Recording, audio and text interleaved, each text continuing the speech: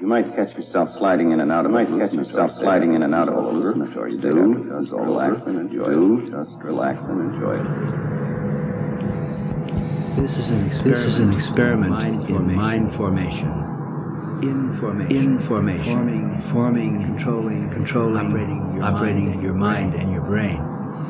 Using digital techniques to overload, scramble, confuse, unfocus your mind.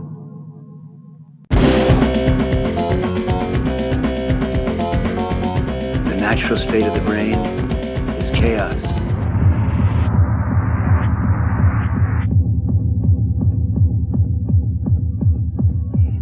Chaos is beautiful.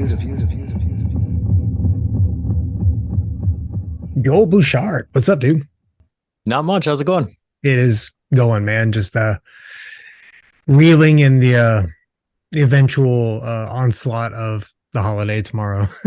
Yeah. Tomorrow's kind of the beginning of it, and it doesn't end for, a month and a half or whatever. Right. Well, fortunately, everything's impermanent. So yeah. The one solace we can have is that too will change.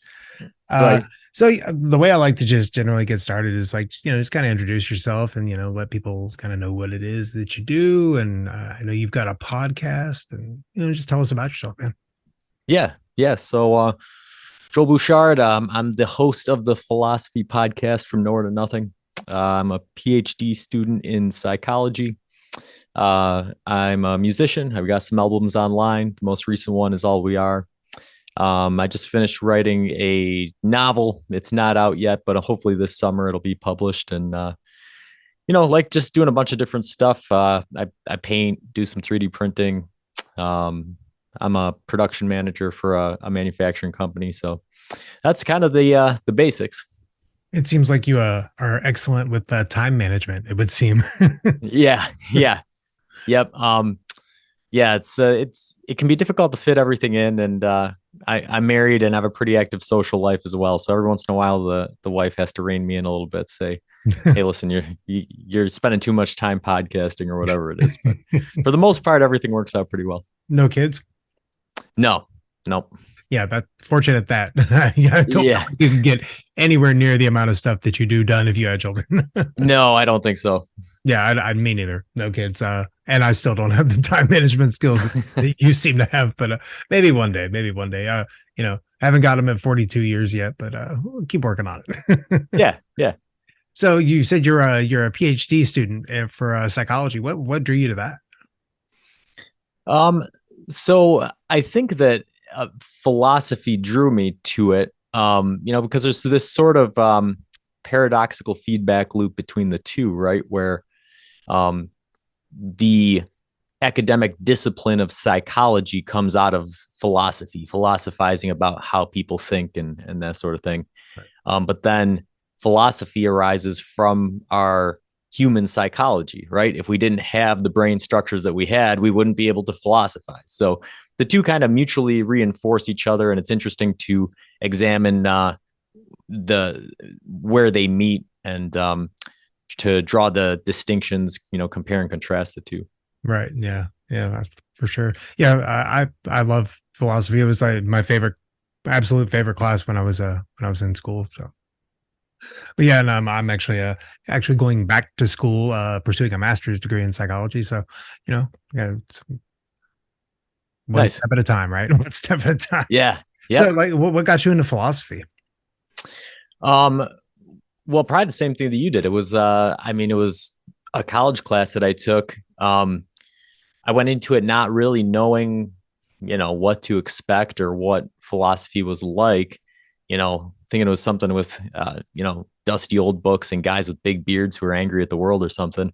Right. And then, my college professor for the class ended up being fantastic. Right. And, really what he showed me is, kind of what I like to tell people nowadays when they ask about philosophy or my podcast, which is philosophy is something that everybody loves. They just don't know it, because everything is philosophical, everything. And we sort of demonstrate that in the show a little bit. We cover the big mainstay topics like God and time and things, but we've also we've done episodes on Disney princesses or entertainment franchise reboots and kind of lighter topics, because you really can. You can look at anything and, start to parse it apart a bit and, look at the deeper meaning behind it. Yeah, for sure. I was actually just listening to one of your episodes before we started recording here.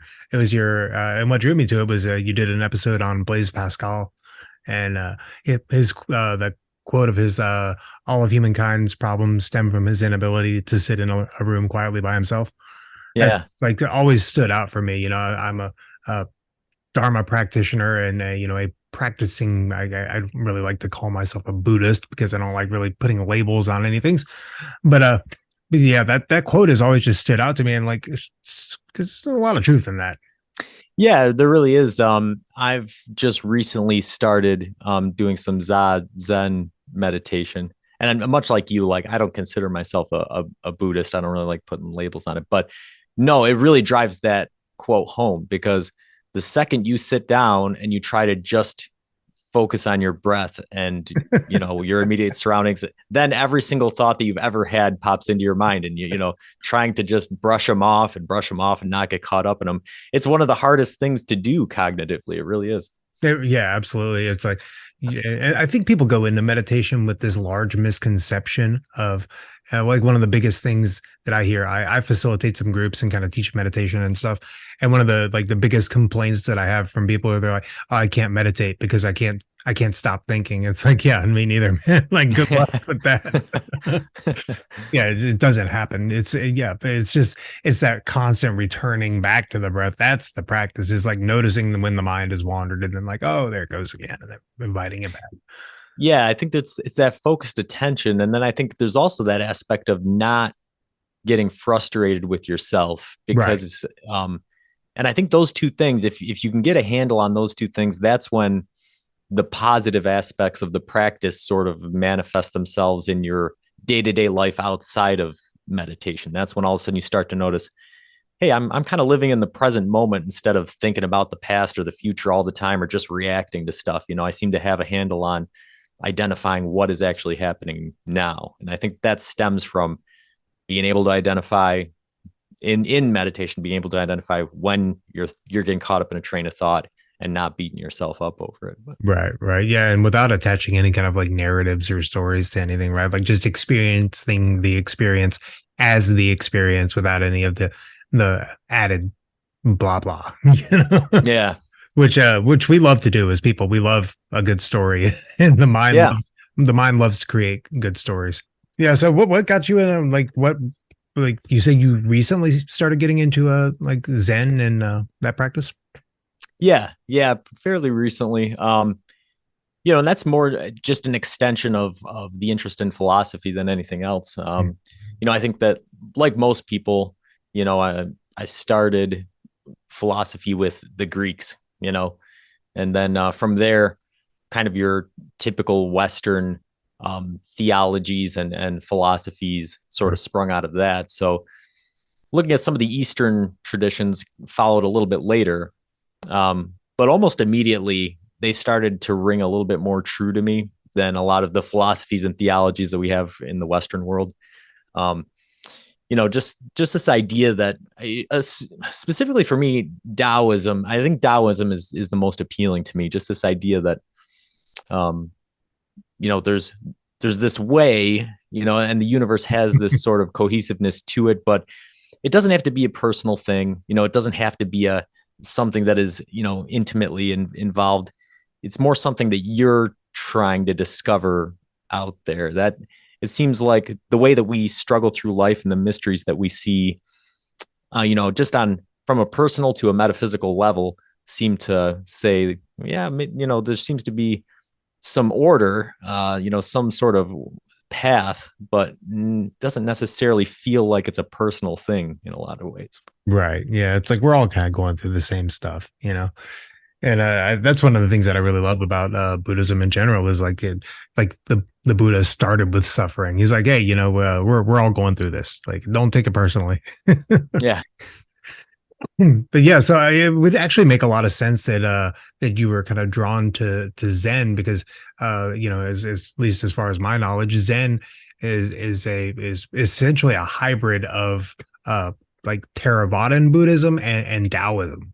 So Yeah. it makes a lot of sense that you would be drawn to Zen. Then Zen, I think, is like the most popular of the Buddhist practices, at least in the West. You don't run into a whole lot of Theravadan practitioners in the West too much. I think there's actually more Tibetan practitioners in the West than there are Theravada practitioners. But yeah, probably.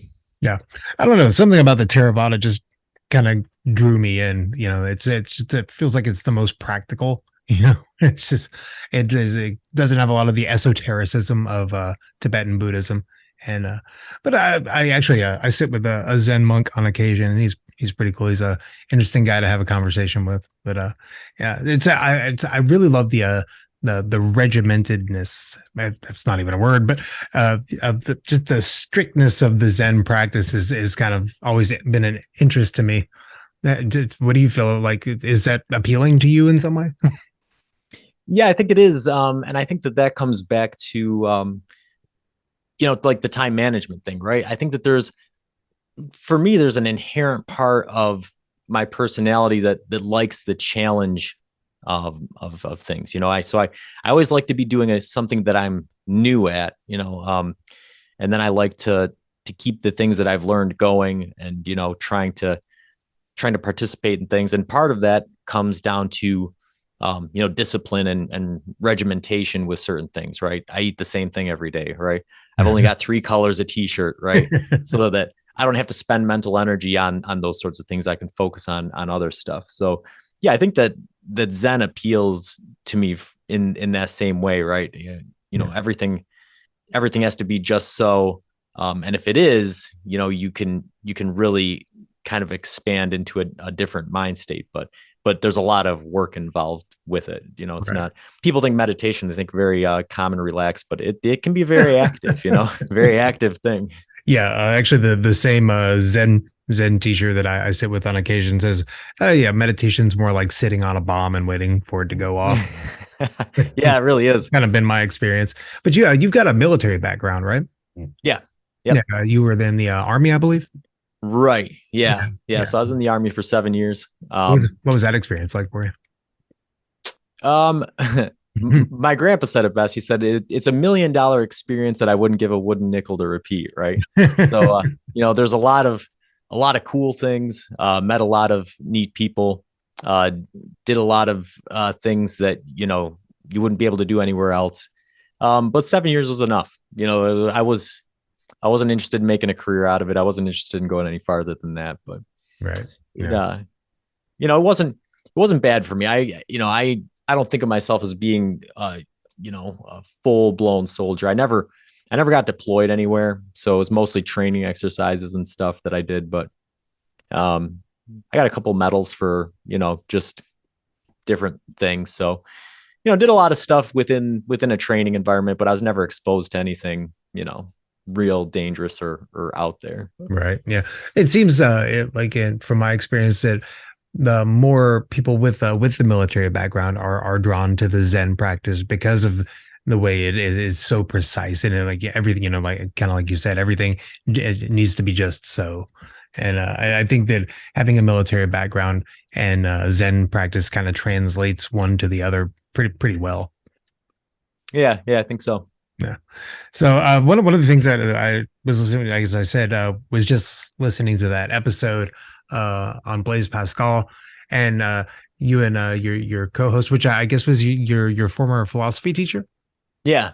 Yep. You were talking about cell phones and just the way that they have just basically taken over everything and everyone. Coming back to that Blaise Pascal quote, is like we as a society just lack introspection and quiet.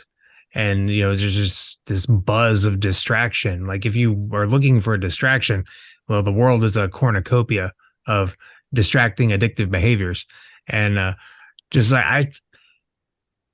really feel like it's to the detriment of society. Like, how do you feel about that? Yeah, no, I think so. It's kind of interesting, right? Because working on my PhD in psychology, obviously I was familiar with all of the scientific literature on the effects that cell phones have on your brain, but really I didn't have, that personal sort of visceral experience of it until I started meditating. Because once you start meditating and you start focusing and being aware of the present moment, all of a sudden you realize that almost any time you're using your cell phone, you're multitasking. And multitasking is really antithetical to being present in the moment. You can't focus on doing two things at once.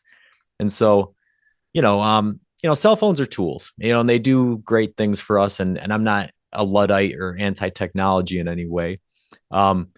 And, even if something like social media, right? If you're sitting down and that's what you are doing and you're not spending an inordinate amount of time and it's not having negative effects on your personal life or on other aspects, then great, right? And, it allows me to keep in touch with friends that I have across the ocean that wouldn't have been possible 20 years ago and that sort of thing. But I think that the way that it's used on a regular basis, it's detrimental. It's, if you look at, the brain sections that light up when you're using cell phone, it's very similar to, social media. It's very similar to those sections that light up when you're doing drugs, right? It hijacks your dopamine system. Just hit after hit. Yeah. And a common misconception that people have is that dopamine is like a reward for the brain, right? It's the anticipation. Yes, exactly. Exactly. So looking, when you talk to a drug addict, lots of times at the height of their addiction, they'll tell you that they're not doing drugs for the high, they're just doing it because they feel compelled to, right? And that's that anticipation. Right. It's the same thing with cell phone use, right? I think that there's a lot of people out there today that are, using social media 4 or 6 hours a day. And if you were to ask them if they feel better or if they feel happier from using it, they'd tell you, no, absolutely not. But it's just automatic. It's just, the anticipation is there. The anticipation gives you the dopamine, but then once you have the dopamine, there's that crash or that disappointment with the result that you got. And it's not very emotionally healthy. No, not at all. It's like that promise of everlasting happiness and just that next click, and it just never quite arrives, does it?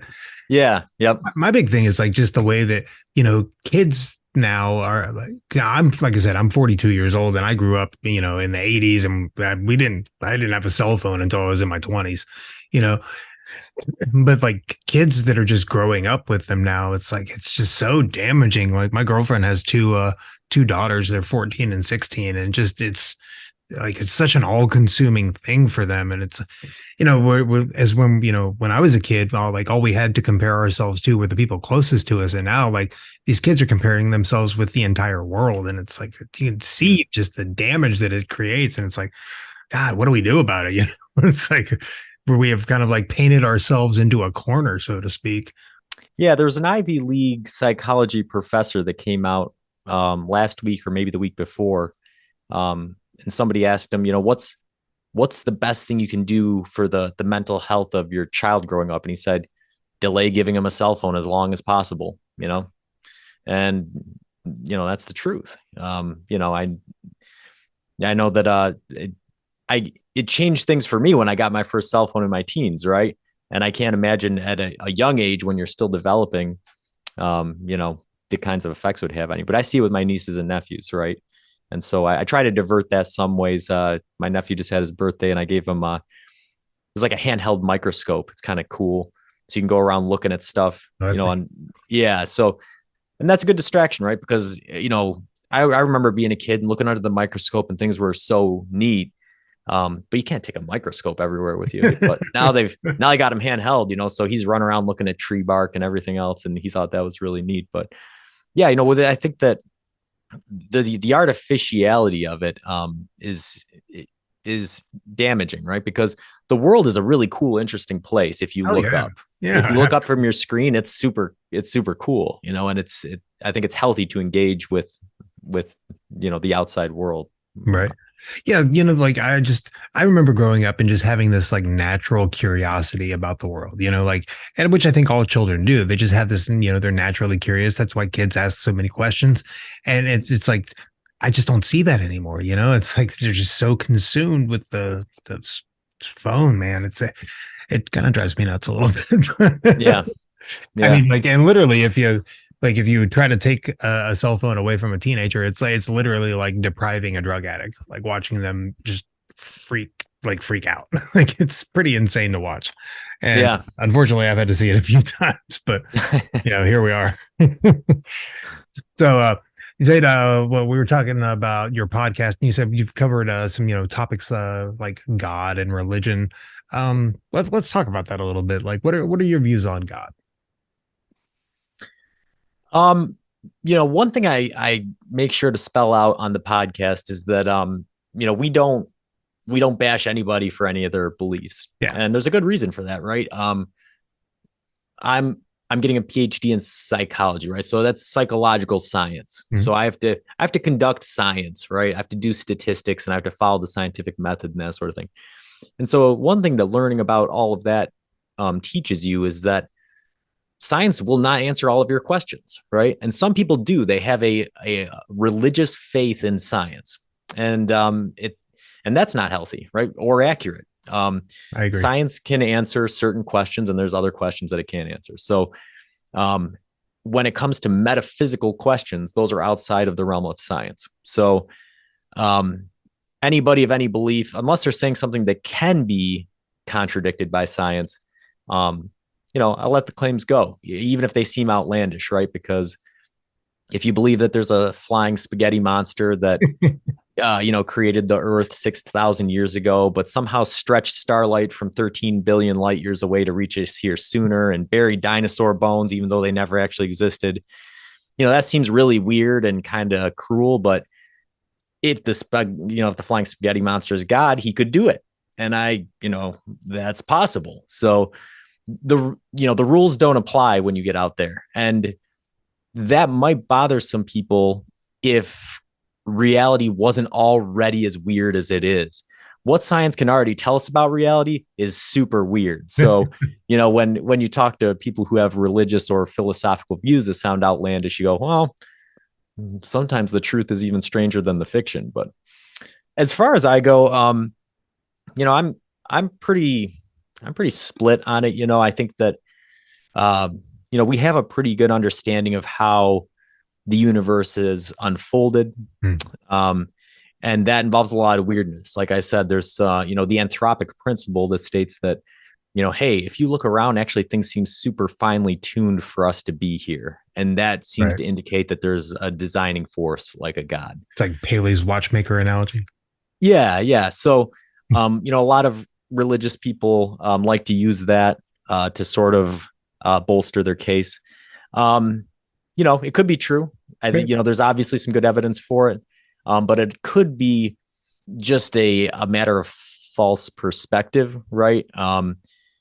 If you look at the way that things unfolded, well, they couldn't have unfolded any other way. Otherwise we wouldn't be here. Right.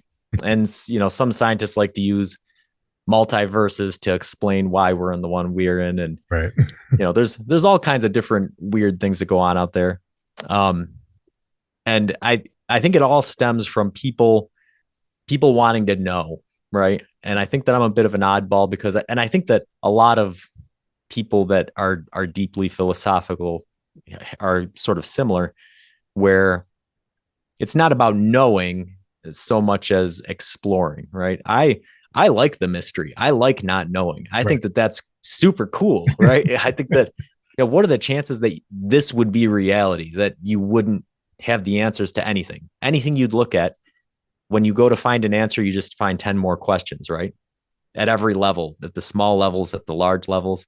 To me, that's fascinating, and that's very interesting and cool. So I don't concern myself too much with trying to find the ultimate truth of whether or not there's a God, or whether the universe came into being through the interaction of, multiple brains and quantum fluctuations and that sort of stuff.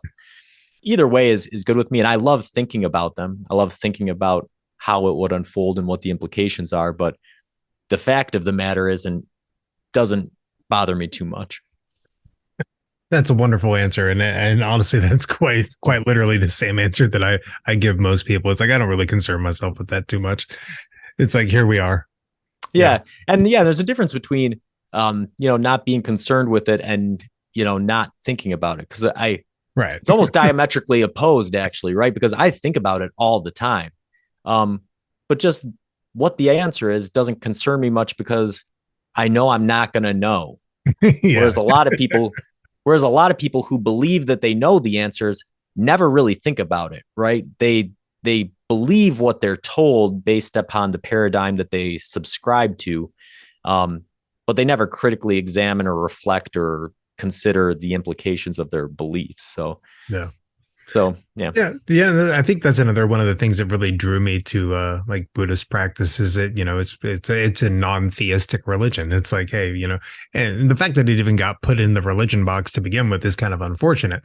At the end of the day, it's a practice. Like there's no dogma to Buddhist practice. It's like, hey, just live like this and see how it changes your life.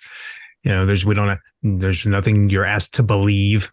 And that's refreshing, especially in a world that is just utter chaos because of belief systems.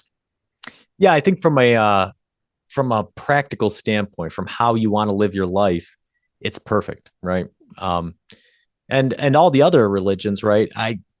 I think Christianity is super interesting, and I think Islam is super interesting, and I think occult stuff is super interesting, and I love researching them and I love looking up, and it's all, I think it all comes back to what we were talking about at the beginning, right? Humans love to create stories, right? We like to know the stories, and the stories are what are interesting to us, but I don't believe that those stories are true. I believe that those stories are entertaining, right? Whereas the practical applications of Zen are viscerally applicable to your everyday life. Right. Yeah, absolutely. And, for me, like meditation and daily life aren't really separate things, right? Like, cause if we, I'm sure you've seen, once you sit on the cushion, like the real practice is out here. It's out in the world, right? Like, can we slow down enough and be mindful enough in our everyday activities to give ourselves that space that, that provides the ability to respond to situations rather than react to them, which for me has been quite helpful. Yeah. It's funny. Because I don't think that a lot of the people that I've talked to so far that have been involved in Buddhism tend to be people who were pretty hot-headed before.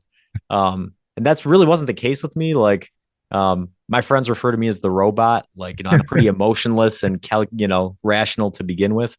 But even I, experienced quite a bit of difference just from an internal monologue, right? You don't realize how much you're caught up in past thinking or in future thinking or in just getting angry about insignificant stuff. Even if you don't let it out, even if you never say anything to anybody, it's all there inside your head and it's distracting you from the current moment, the life that you're living right now. But right. Yeah, absolutely. And, it's like whatever emotion that we're experiencing, like that's going to be the lens in which we are viewing the world through. And then that's going to affect like quite literally everything that we do. But yeah, I was definitely one of those well, I wouldn't say extremely hot-headed, but I definitely was a little bit reactionary before I started with the practice, which ultimately is one of the things that led me to it. But yeah, man, I find I find the concept of God intriguing. Like I'm kind of like you. It's like it's kind of interesting to ask questions and to think about. But at the end of the day, like, how's it? What's that doing for me right now? Like, it's not really helping me in my day to day. Yeah, and I think that there's issues with the sort of Western version of God. There's those classic questions, right? Like, can God lift a rock so heavy? Can God make a rock so heavy he can't lift it, right? Well, right. He can do anything, but so there's some logical fallacies there, or he can be everywhere at once, or he can know everything at once. And then when you start to integrate that into some of the religious stories, you go, well, well, if he knew everything ahead of time, why would he let that happen? It's Why almost would like a koan. why would he create Satan? I'm not sure what's going on there, but no, I think that, I think that there's room for a God of a different type, that we have a hard time conceptualizing because we have 3 pounds of meat in our head and we were never meant to understand the whole universe. Right. Right. But in my mind, it might be something, it's probably something sort of pantheistic. It's probably in everything to an extent. It might be something sort of fractal in nature where, again, you zoom in at the small things and then you zoom out at the large scales and they're similar.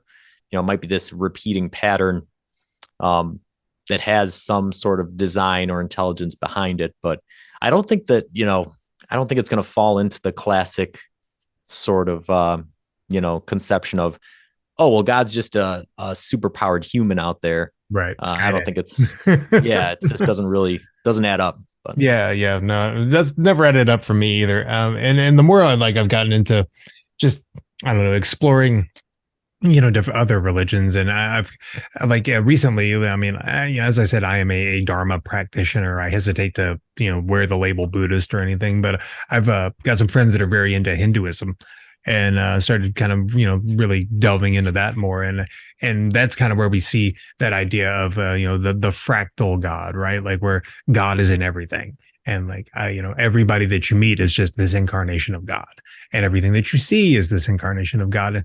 And I've kind of touched on that a little bit in some psychedelic experiences when I was younger.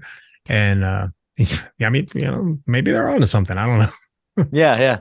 No, and I think that, there's some scientific evidence that corroborates it. And I'll preface this by saying that it's not mainstream science. It's not accepted as the predominant theory, but Roger Penrose, one of the preeminent physicists of, the 20th century and the 21st century, came up with a theory where he discovered that, we know that the universe is going to die of a heat death, right? So eventually, dark energy is going to push everything apart. The stars are going to run out of fuel. There'll be nothing but black holes. They'll suck up everything, then they'll evaporate. And then everything is just going to be this, uniform diffuse energy state.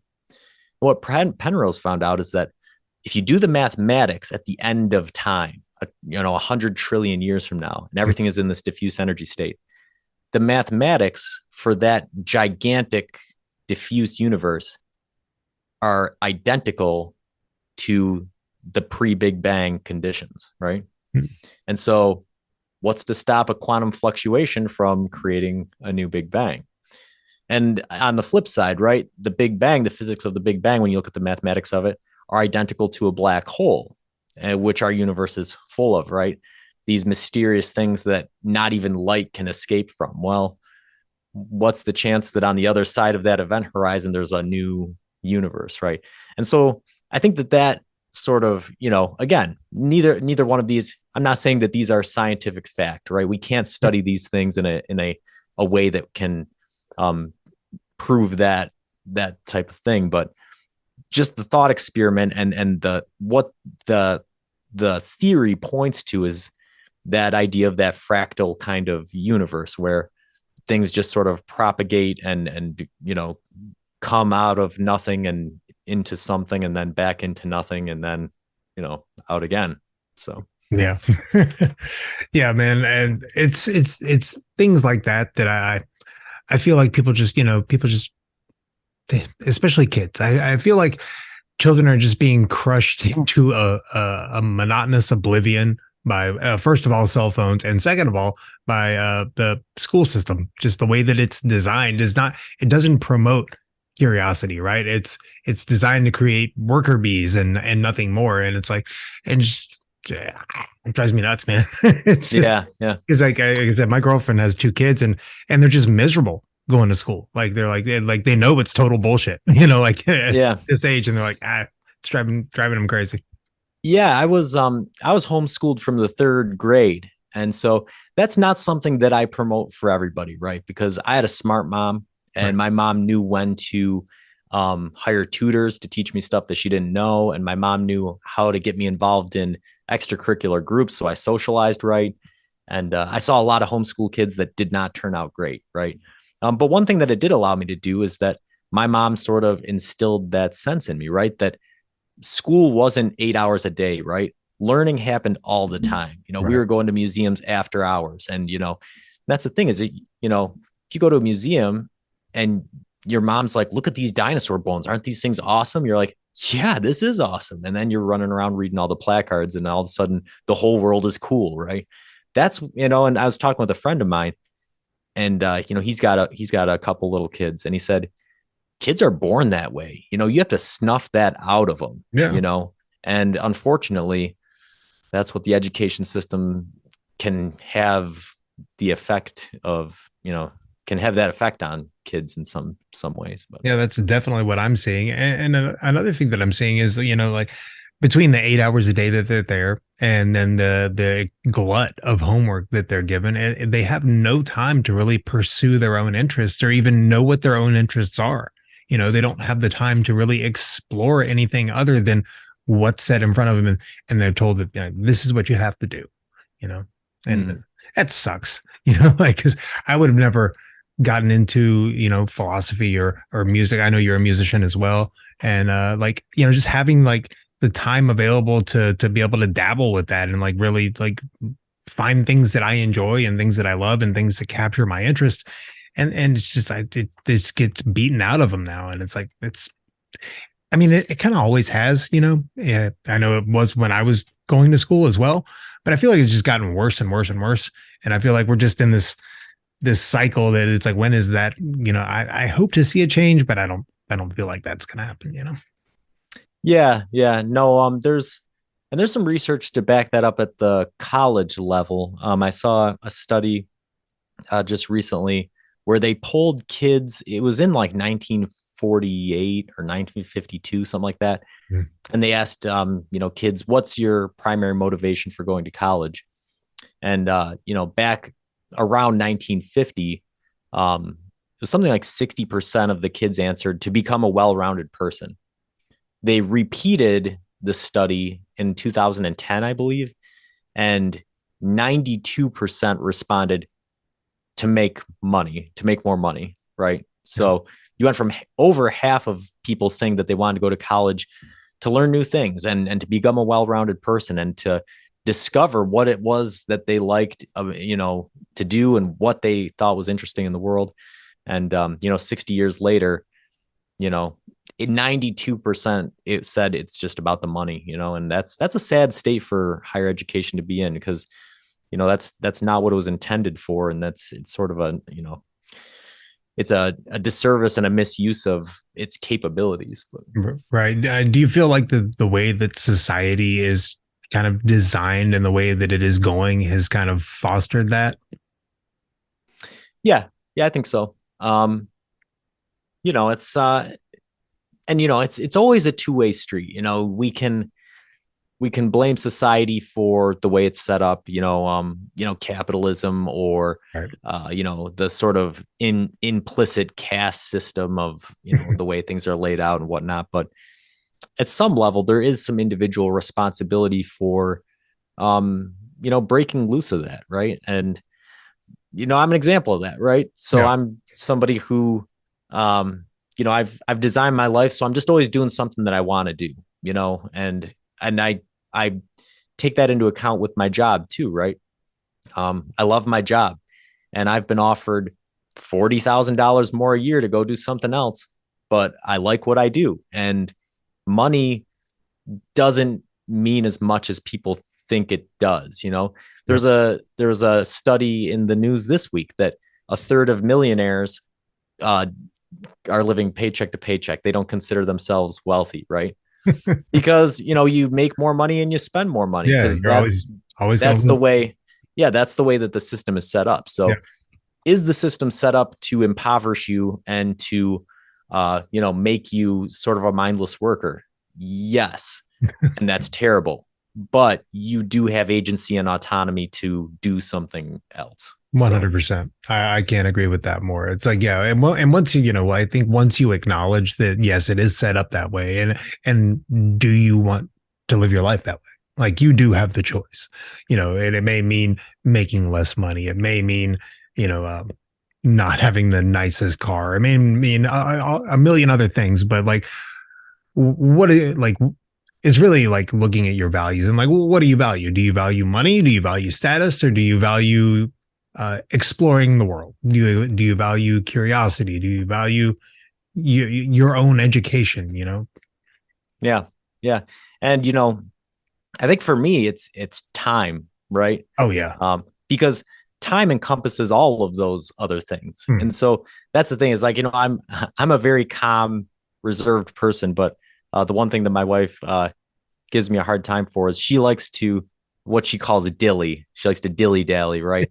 So anytime we go somewhere, if I ask her what time she wants to leave and she says 10, at 10 o'clock, I'm ready. Well, and then she's wandering around, she's doing this and that and the other thing. It's 10:17. And that's when I get upset, right? I'm like, come on, you said 10 o'clock. Because, to me, especially when you have a lot of interests and you have a lot of things that you're doing, those things count, right? Yeah. And it's not that, it's not that I'm regimented to the point of being obsessive compulsive. I'm not, I'll go with the flow on things. But I don't like the feeling that I'm wasting time ever. If there's something that is, also interesting and fun to do that wasn't scheduled in, I'll pursue that thing. But oh man, just standing in a line or wasting my time, I go, this is the only thing that you have. That's the only thing that you have. Money, it's fake, right? Yeah. Everything else is transitory, right? But your time, and especially the present moment that you're in, that's all you have. So 100%, man. And I am definitely of the same train of thought. It's like my time is the most valuable commodity that I have. I can always make more money. I can always blah, blah, blah, but I can't get I can't get more time. That's it. We have this finite amount and we don't know how much that is. We all know we're going to die. We have no idea when it's going to happen. And so, yeah, I'm the same way, man. Like, if I get stuck in a line or some traffic drives me crazy. I'm like, can we please go? Yeah. But the other funny part about that is that I think that having that sort of experience also, it gives you a better perspective on your life too, because, I think about dying and it doesn't really scare me. Like, I think about dying all the time. Probably every day I think about dying, right? Yeah. My dad died 2 years ago tomorrow, and so yeah, we all know that we could die at any time. But I think that more than the average person, I confront that on an intellectual level and actually consider what it means. And what I always come back to every day, right, is that I've already lived a really long time. I've already had a really good life, right? If I were to die, I wouldn't be sad. I've lived my life almost exactly the way that I would like to. Do I have regrets? Yeah. And I think that anybody that tells you that they don't has not reflected on their life very well, right? We've all made mistakes. We've all done things we wish we could take back. But on the whole, right, it seems like I've lived forever. And it seems like I've done so many cool things that, I'm happy. I'm content with it at this point. And I would be happy to have 2 or 3 times as much time as I've had. But if I don't, I'm all right with that, Right. Yeah. I think we have just a weird view of death in Western culture, right? We have this very big disconnect from death. It's this, we're taught to fear it. Whereas like, ultimately, like for me, like the contemplation of death is really just the invitation to live more fully. At the end of the day, that's all death is to me. Is like, oh yeah, it's like memento mori. Like, remember you're going to die. And yeah, and then every day, becomes that much more special. It's like, well, again, why I value my time so much. Right. Exactly. And I think that's why a lot of the people who are running the rat race are so afraid when it comes time to die, because I think that if you've lived that life, all of a sudden you look back and you go, my whole life was just a checklist, right? It was just getting a degree, getting married, having kids, retiring.